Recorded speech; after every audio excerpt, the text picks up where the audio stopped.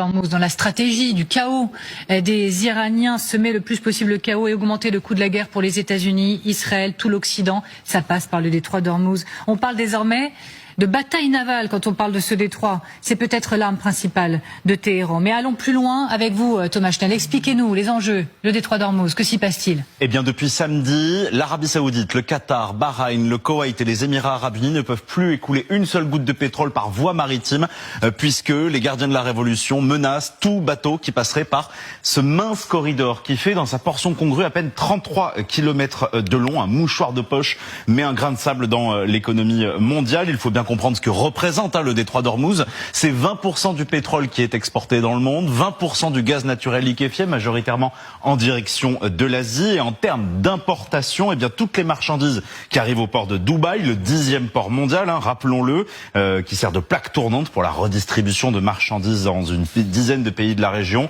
Les porte-conteneurs sont déchargés pour être acheminés vers des bateaux plus petits à destination de l'Afrique de l'Est jusqu'à l'Inde. La France, elle, envoie des céréales, exporte des cosmétiques de luxe, de la pharmacie, également des voitures, des machines-outils par l'Allemagne. Et c'est essentiel pour une bonne partie des pays européens. Rappelons donc que depuis samedi, eh bien, c'est impossible donc d'acheminer toutes ces marchandises, puisque rapidement, après les premières frappes, les gardiens de la Révolution ont menacé et on voit le trafic sur ces vidéos complètement s'arrêter et les bateaux eh bien, se mettre à l'abri sur les ports d'Oman, sur les ports des Émirats Arabes Unis. Au total, ce sont désormais une cinquantaine de navires français qui sont bloqués dans la région. Nos intérêts sont paralysés, dont 14 qui appartiennent à l'armateur CMA-CGM.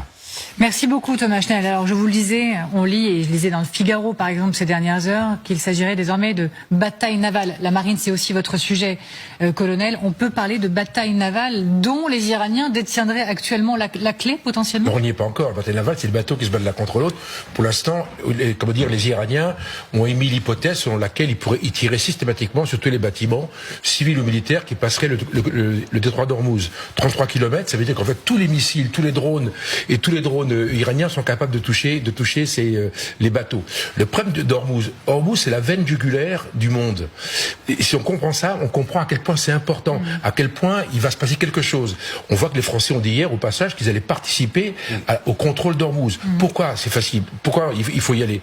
Un, c'est la veine jugulaire. Deux, c'est facile à contrôler. Comment? Avec les missiles et drones et également avec des mines. On met 2 mines flottantes au milieu, on ne sait pas où sont les mines, puis un bateau peut passer. Donc il y a un aspect psychologique qui est extrêmement fort. Faut que j'explique cette carte, pardon. C'est une accélération. Salut les gars, j'ai un gros... qui a été faite ces dernières heures du détroit d'Ormuz et la baisse à 70%, mais ça date d'hier, donc imaginez que ça s'est encore aggravé ces dernières heures. La baisse de l'activité dans ce détroit d'Ormuz et tous les points rouges que vous voyez, ce sont comme, allez, j'oserais dire, des parkings géants pour navires qui s'accumulent aux portes de ce détroit.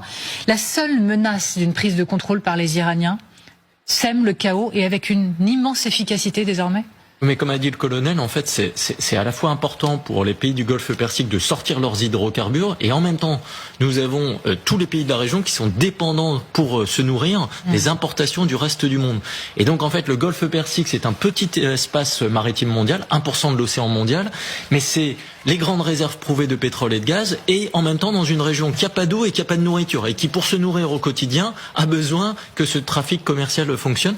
J'ajouterai quand même un point qu'il ne faut pas sous-estimer. On parle beaucoup d'Ormuz. Oui. On a quand même un trafic aérien amputé de 20% de son capacitaire depuis 5 jours parce que dans cette région du monde, vous avez des grands hubs aéroportuaires, des grands aéroports et des grandes compagnies aériennes. C'est 20% du trafic aérien mondial depuis 5 jours qui est à l'arrêt. Hélène Bonnet, certes l'Iran pourrait voir ses capacités pour tirer des missiles s'amoindrir parce que les lanceurs sont de plus en plus détruits, parce que les stocks ne sont peut-être pas inépuisables, mais là, c'est leur arme principale, semer le chaos, et notamment grâce au détroit d'Ormuz. Oui, puis ils ont encore des drones aussi. Ils ont beaucoup de drones, et ça c'est typiquement le bon outil pour aller frapper. Ils ont aussi des bateaux, des vedettes rapides, dont parlait notre correspondant Xavier de Giacomoni, qui peuvent aussi aller cibler des bateaux. Donc oui, c'est la dissuasion, et il en faut peu finalement pour bloquer.